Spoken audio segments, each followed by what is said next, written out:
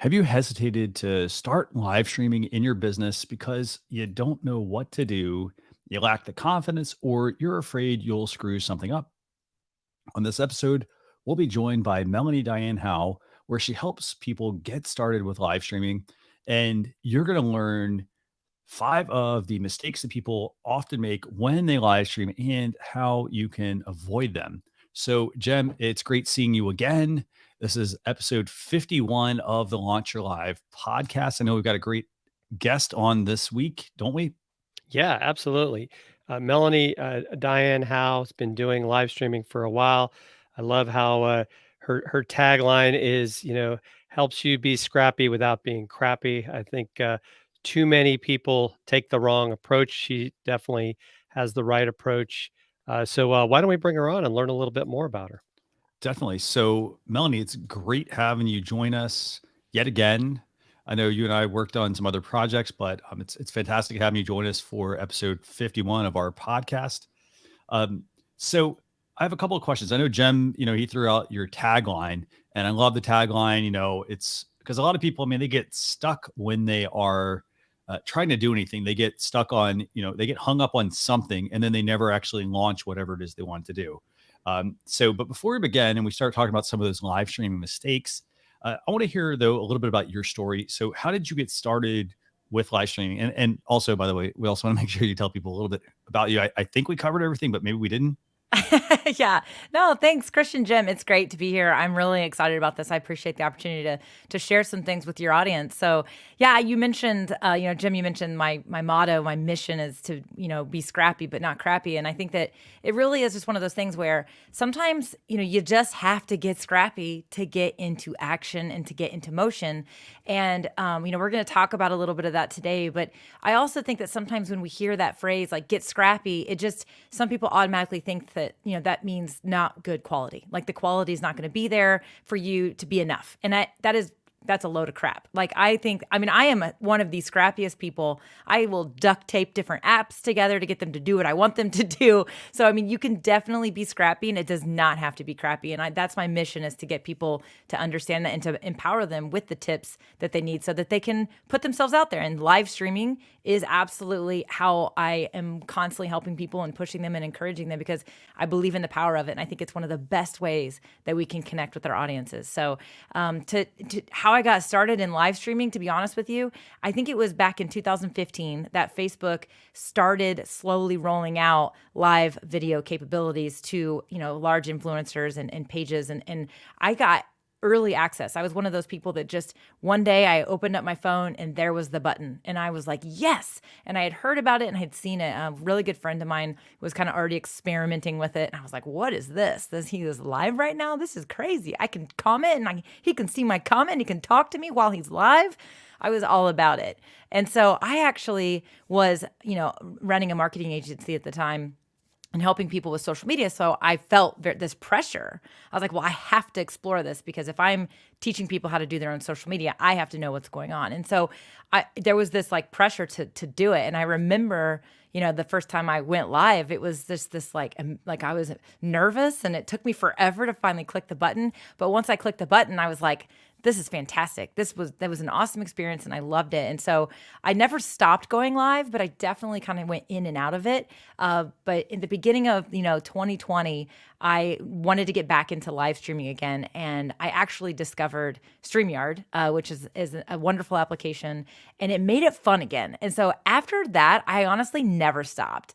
And I just believed in the power of it all. And I had a lot of success with live streaming myself. And so I was kind of all in at that point. And then I just decided, you know what, more people need to know how to do this. And they need to know it's not as difficult or as scary as it needs to be if you just get started. And so I became very passionate about helping entrepreneurs and businesses use live video to make connections. That is so awesome. I love that. Yeah, and StreamYard is a great tool. In fact, we're recording this. This is a video podcast. This is what we call like our bonus interview series, and we're using StreamYard. And yeah, I've been using StreamYard now since I think February of 2019, and I've been hard pressed. Even though there's been other companies come out, to find it worth switching because they keep improving the product as well. So I think So easy to use. So Melanie, what are some of the common live streaming mistakes that you see people make? Yeah, I love this because I think that people are afraid to get started with live video because they're afraid of making mistakes. So I'm really excited to share some of these things to help people hopefully prevent, maybe falling into these traps or simply just not knowing that this is something they shouldn't do, right? So there's a lot you should do, but there's also some things you shouldn't do. So one of the really great things about live video is how engaging it can be. I mean, you are on video, you're live, people are commenting on your video. You can talk to the people that are commenting. They can ask questions. You can answer their questions. It's so fun. It's fantastic. But you want to be engaging, but you don't want to be over engaging. And I see this a lot. People get very distracted by the comments. They are nervous already maybe, and they start seeing all these comments come in and they get a little off topic, or the show flow is just a little bit, I don't know, just like stop and start, right? So they're in the middle of making a really great point. We're on the edge of our seats about this wonderful tip they're about to share with us. And then all of a sudden they get distracted by, somebody that's commenting, and they're like, okay, the next thing you need to do is, oh, Jim's here. How's it going, Jim? I'm so glad you're here. And so you're like, no, what were you about to say? And so over engaging, it's not that I want you to be engaging. It's just there's a time for it. And so you really want to be engaging when you get your live video started. And then you want to have like a good outline. So have some notes. That's always one of the things I tell people is be prepared. But you want to make your points and then engage in between those points that you make. So if you have 5 key, points that you're going to be sharing, 5 bullet points, if you will, then share your tip, give us the insights, give us the knowledge, teach us the things, and then go to the comments and engage. And so that is definitely one of the first mistakes that I wanted to cover is that, like I said, I want you to be engaging, but don't be engaging at the wrong times. And so that's definitely the first mistake. And honestly, the next mistake that I'm going to share with you, the way you mitigate this mistake is actually going to help you organize how you engage. So one of the things I always say is don't look at the comments when you are making your bold point or your key points. So you might be streaming from just a phone and those comments are right there.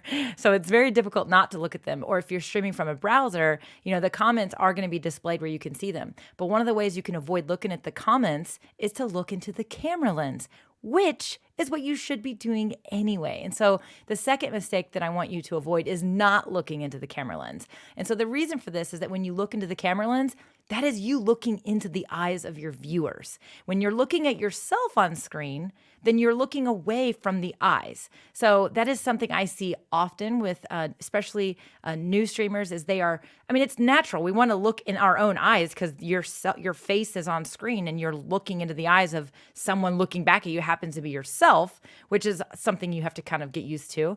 But you really want to make sure you're looking into that camera lens as much as possible, especially when you are making your main points. And so honestly, one of the ways that you can avoid getting distracted by the comments is to actually look into that camera lens when you're making those key points and then glance to the comments in between those key points. So that was the second mistake that I wanted to make sure that people avoid for sure.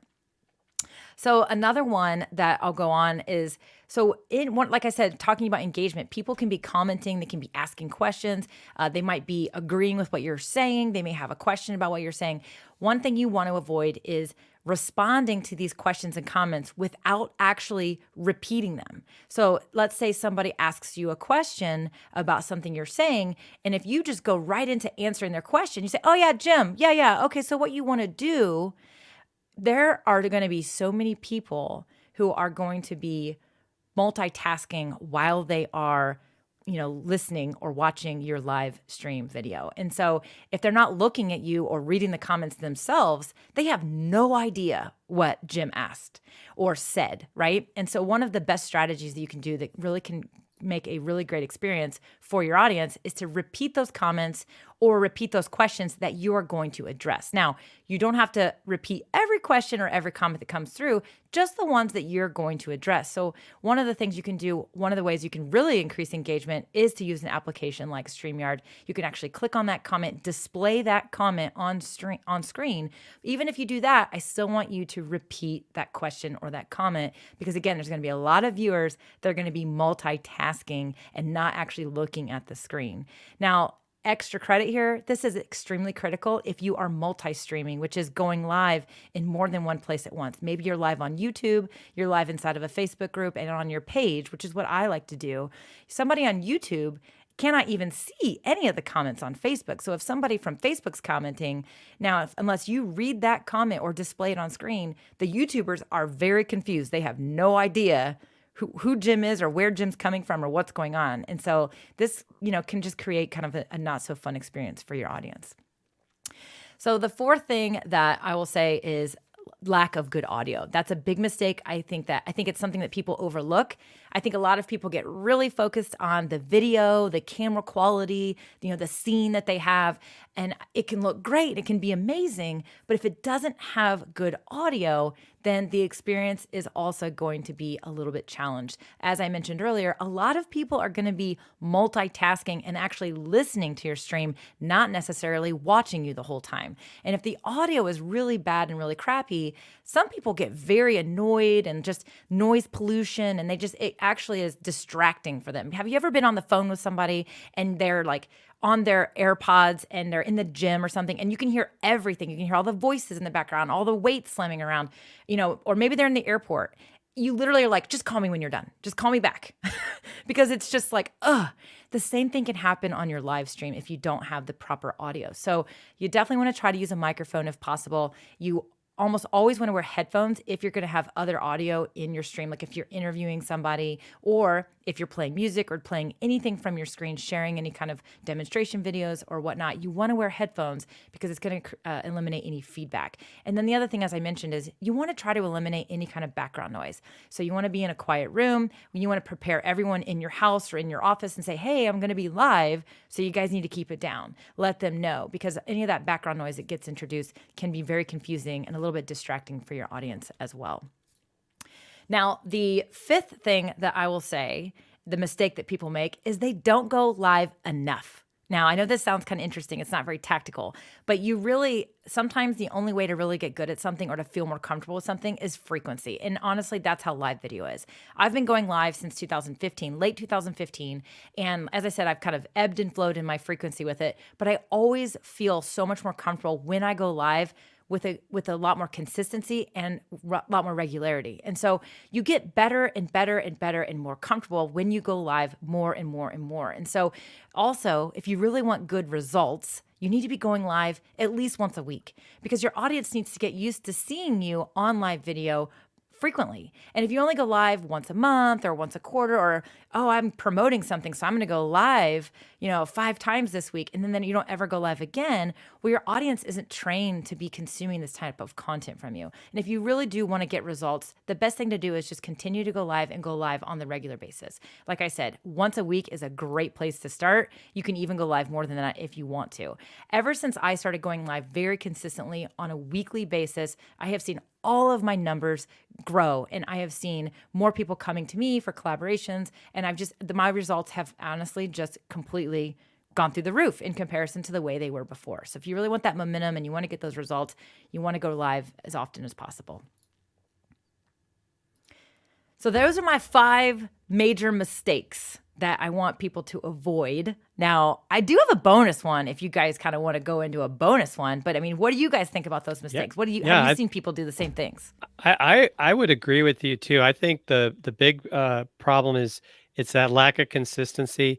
And I really like your comment about like repeat the question. And even you could even say, Melanie over on Facebook wants to know, so people know where that's coming from, because maybe they'll go check it out on that stream later. And I think, even multi-streaming though, I think there's a kind of a debate on that. Is like, if you really want your audience in one place, eventually you need to drive them to that destination and have your community engaged there. And I don't know if you have any thoughts on that, Melanie, in that regards. Yeah, I think multi-streaming is, what I love about multi-streaming is it honestly, it lets us, it lets us stretch ourselves, right? So I used to have, I have a Facebook group, and then I also have my Facebook page. And then of course my YouTube channel was really just sitting there as a place for me to like create tip videos and host them so I could embed them into a blog post. I had no YouTube strategy at all.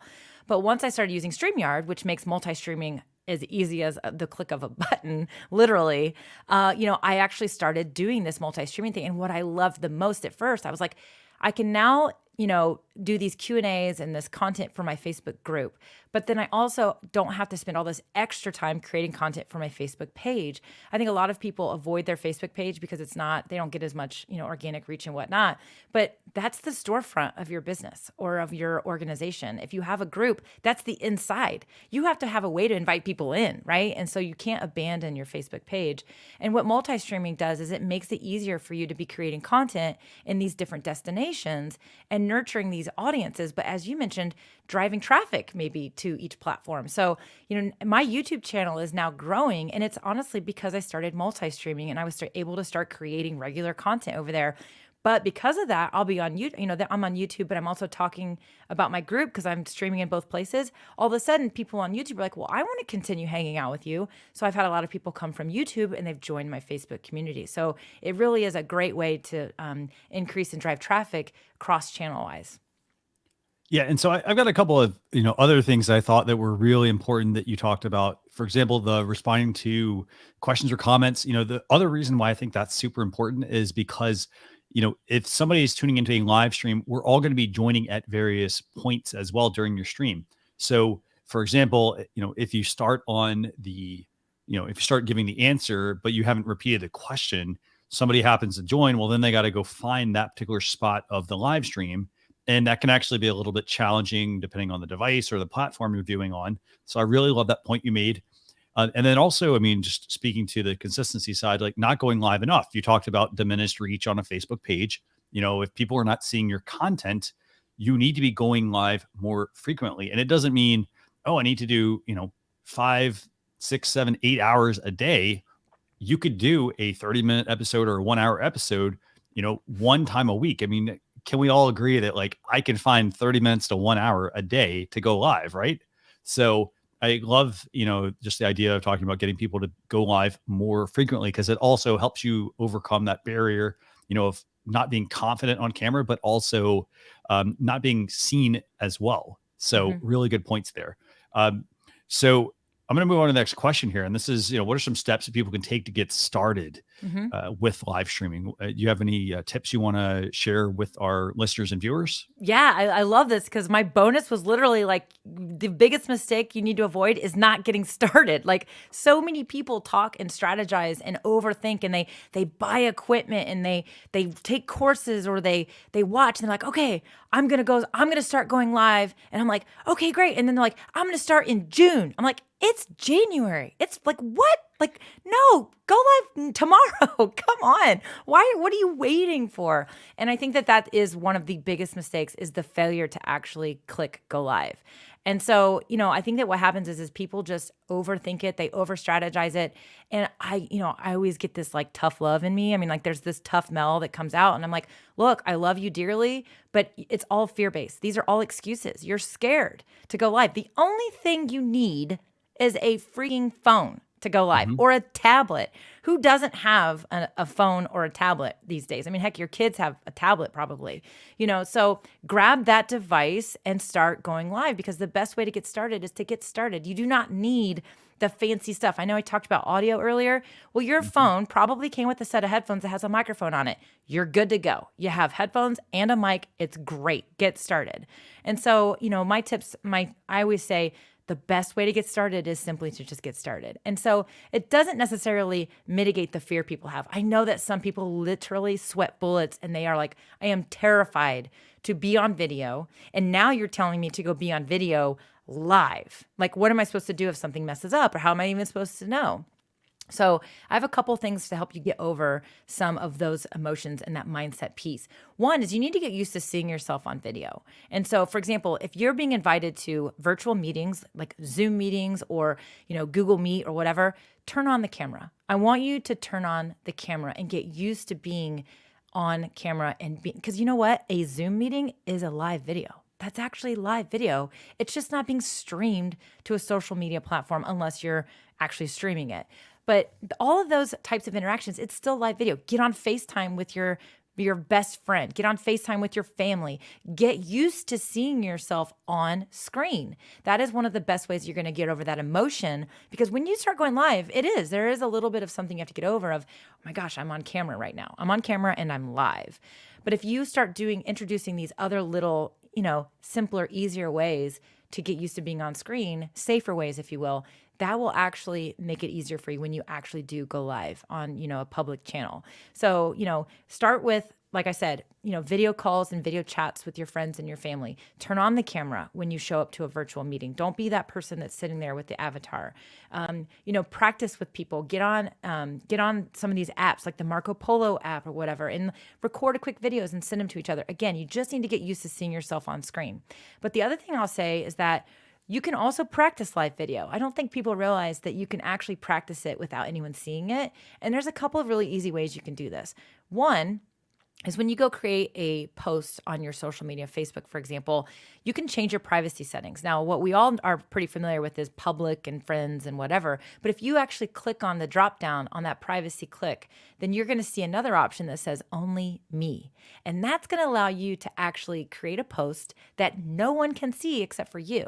And you can create a live video post. And so you can actually practice and see what it feels like and know what buttons to push and play around with the filters and whatever it might be that you want to try. And that's the way you can do it on mobile. Now, another way that I always recommend anyone who's going to be using live video in any kind of way is to go create a private Facebook group that just you are in. Now, I encourage you to bring in like a business peer or a friend or a loved one that, is going to be able to hop on there for you and watch and give you feedback live while you're testing or practicing something. But now Facebook does allow you to create a group with just you in it. And so create a private Facebook group and use that as your sandbox, your playground. Try new things, try software, try new camera angles, try new microphones, whatever it might be. Use that to get used to doing it. Practice your actual live, like do a dry run of it. And those are some of the best ways that you're going to get used and start to feel more comfortable. But don't get too hung up on perfecting it. I think that one of our biggest enemies is perfection, and that they tend to focus on, well, I need to wait and budget, and I got to, save my money and get the right camera and get the right microphone. No, you don't. You have a phone or a tablet. You're ready to get started with live video. And honestly, that is what I always say. The best way to get started is just to get started. Yeah, I think that's great, and I love. In fact, one of my favorite sayings is, "The P in perfection is poison," and I think that sometimes we forget that. And so, Mel, you've given us some great things that people need to do to get started. But when we cross this over into, we'll just say business, which even though business is made up of people, how do businesses stop from making these live streaming mistakes? Because they seem like to be, I think, sometimes to be even more hesitant to get started. Yeah, I think businesses, what they feel this different level of pressure. And that level of pressure is that they have to be professional. Like to go live, heck, I can go live, up in my kitchen and be like, today I'm going to make shrimp tacos and teach you how to make shrimp tacos. And it's like my friends and my family and whatever. The pressure is like way low. Because if I screw up, it's like, who cares? It's funny. I actually cut my own hair on live video last year during the pandemic because, this short hair, it's like takes maintenance, right? So after about 6 weeks, I was like, screw it. So I literally cut my hair on live video. So, you can literally have all kinds of fun and do whatever you want. And you feel like you get to just be yourself. But when it comes to your professional channels or a business that you might work for, or if you're an organization, people tend to put a little bit more like, they're like, oh, it's got to be buttoned up and professional. We can't make any mistakes. It's got to be good to go. Honestly, people still are not expecting perfection from a live video, even from a business. Live video is raw. It's meant to be raw. And that actually is what makes it very engaging. It also helps build the trust factor. When you're polished all the time and you make everything perfect and you edit everything, then, you're edited and polished. But when you show up real and raw and authentic on live video, even as a business, that's going to help build more trust. And that's one of the reasons why I'm so passionate about live videos. We're on social media to, build trust, because people aren't going to invest in us or join us or buy our programs or buy our products until they trust us.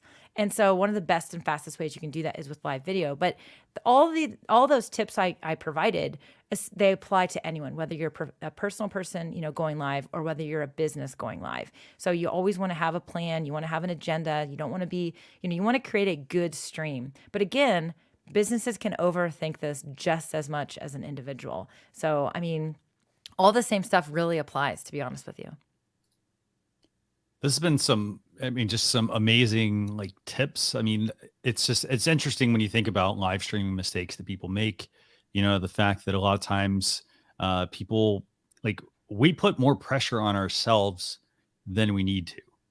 We think, like you mentioned it a minute ago, like you're talking about making like shrimp tacos.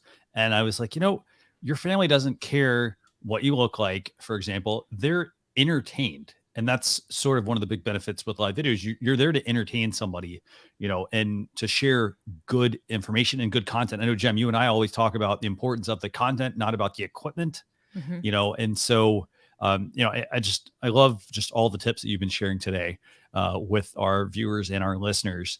So I just have one last question for you, and that's really, where can people get in touch with you if they want to connect with you? You've talked about your, scrappy doesn't have to be crappy method, but where can people get in touch with you if they have questions? Yeah. So honestly, I would say go to my website, melaniedyann.com, and that's Dyann. That's my middle name is spelled very uniquely. So if you go there, you can find all the great places to connect with me. But honestly, I'd say either check out my podcast, DIY Marketing School with Melanie Dyann Howe, or if you are the kind of person that is looking to join other, like-minded people, if you're a DIY marketer, as I like to say it, meaning you're doing your own marketing, then I would invite you to my Facebook group. It's called DIY Marketing with Melanie, and it's a great group. We have a lot of fun in there. I go live all the time and I answer questions, but it's a really great support system of other people that are figuring all this out just like you are and just like I am. So I would say, the podcast and also the Facebook group for sure. Fantastic. So I want to thank everybody for joining us for episode 51 of the Launch Your Live podcast, where we discussed 5 plus a bonus tip, live streaming mistakes that you want to avoid when you're getting started with live streaming. We talked about this with Melanie Dyann Howe. But remember, if you need any help with your live streaming, don't hesitate to reach out to Jem and myself on Facebook at Launch Your Live. For more information on this particular episode, just go to launchyour.live/EP51. We will see you all on a future episode. Thanks a lot.